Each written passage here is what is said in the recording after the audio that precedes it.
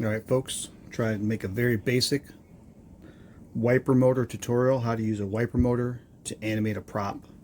I see a lot of people this time of year asking questions about where to get a wiper motor, how to hook up a wiper motor. It's a little intimidating if you've never done it before. I'm going to show you how to do it. If you want to buy your own wiper motor, get a wiper motor from a junkyard. I buy mine on Amazon. This is one I bought on Amazon.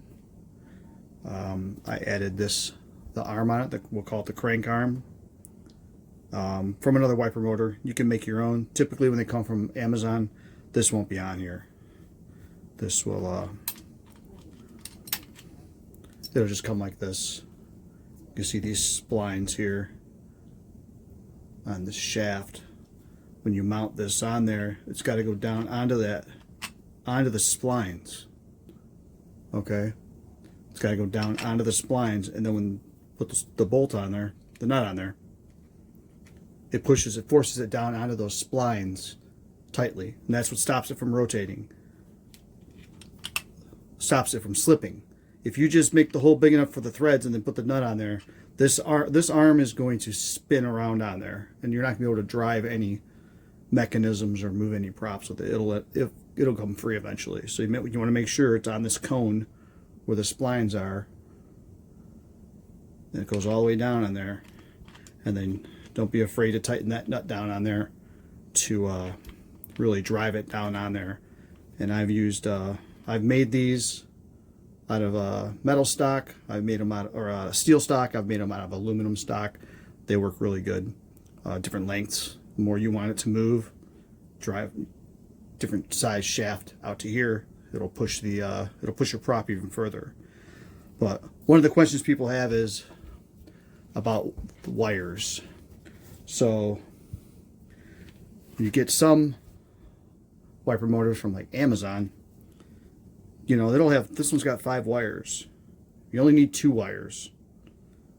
And the hard part is, and a lot of people are intimidated by this, is trying to figure out which 2 of these 3 wires is going to make the motor move. What do you hook it up to? So I'm going to show you how to do that. Nothing dangerous about it. The worst you can do is fry your power supply or pop your breaker. I've never done that though, but I guess you could if you touch the connections of the power supply together. So when you find the 2 wires that make it move, if you switch the connections, it'll make it turn the other way. Now, some of these will have more than 3 wires, like this one does, and 2 of them will make it go one speed, and then using the same ground, another one will make it go faster or slower. So this one here, one of these probably makes it go faster or slower, and I just stored it away because I didn't need it. So I'm going to show you how to figure out how to make it move if you just get one of these from Amazon and you have no idea which one is the power. So I'm going to clamp these wires down to the table so that it doesn't move. Now, I am not an electrician. If electricity scares you, maybe have a friend who knows a little bit more about it, help you out, or ask some questions. So some of the connections we use, so you're going to have a power supply. I use a 12 volt power supply. This is a 3 amp. So to get an understanding of the power supply, so the amps is how much force. So a higher amp, which you're good, 5 amp is the highest you're going to go, you want to go, will have more force to push something heavy. The volts, I would never go below a 5 volt. A 12 volt 5 amp is generally what I used. Got this from Salvation Army for a couple bucks, so I just grabbed it. So a 5 volt would make it move slower than a 12 volt. And if it was still a 5 amp, then it would still push the same amount of weight, but it would go slower with a lower voltage. So the voltage is the speed, the amps is the force, how much lift it's going to have, or the weight of the object that it's going to push. And they generally come with the typical barrel connector there. So once you figure out, and I'll get to how to figure out which wires are which on the motor, which one are going to make it move. You want some barrel connectors like these.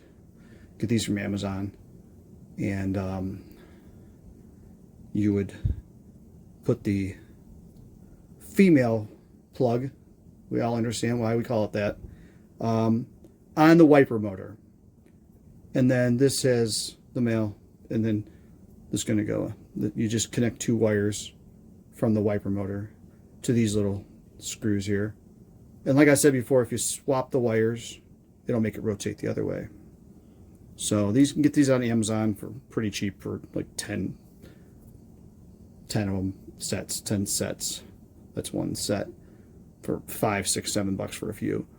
So, or for instance, this wiper motor that I got from a junkyard has these little blade connectors. So you'd use, you'd get these little connectors like this on there, and you'd crimp this with a pair of pliers or channel locks or something on the end of the wire going to the power supply like this. I have one here. So this is wires on here, and these 2 wires will hook up to 2 of these blades, whichever 2 make it move, and then you plug the other end into the power supply, and then the motor's moving. So this is a junkyard one I got, so it doesn't have the wires. Just gotta get, you gotta get creative on how you're going to connect it when you're junkyarding. Some of them will have the plastic connectors that plug into something on a car. Cut them off, or go get the other end of the plastic connector and put more new wires on it to connect to your prop. Okay. So what we're going to do right now is I'm going to show you how to figure out which one of these 3 wires. I already know, but I'm going to go through the process so that you'll be able to figure it out if you get this wiper motor from someplace. And if you bought it from, you know, the big brand places are Monster Guts. They sell kits. Fright Prop sells kits, great kits. They have everything you're going to need. They're going to have a power supply. They're going to have the power supply. They're going to have a speed control. They're going to have all these connectors. They're going to have these already built. The wires, the plugs and stuff. Going to come with your arm. You know, and then maybe you can add on extra things to mount the motor to things. So the kits are great, but they cost a little bit more than doing it yourself. Or if you just come across a wiper motor, somebody gives you a wiper motor, this is how you're going to figure out how to get the wiper motor to move. So main things, once you plug this in, don't let the ends touch. You will either fry your power supply or pop a circuit breaker on your circuit breaker panel. So power supplies get expensive. This is hot right now. Power supply is plugged in.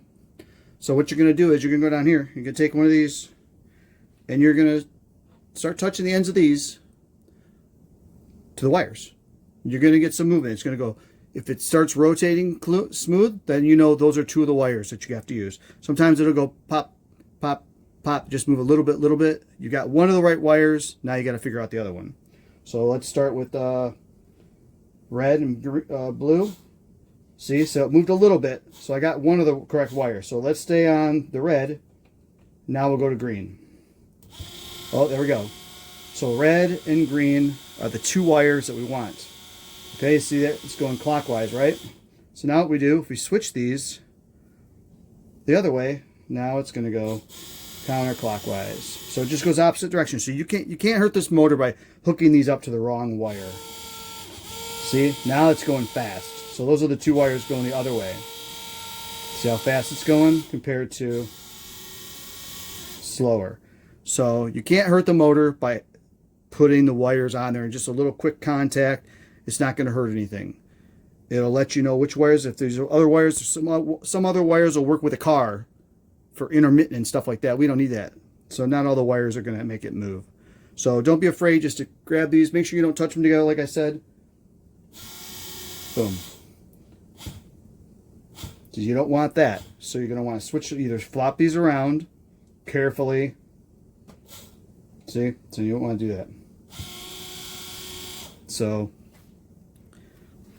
So that's how you're going to discover which wires. And then you want to, mark them, because they're negative and they're positive with the power supply. So mark them with some tape, or put the whatever, red, green, put a piece of tape on one of these, red wire, green wire.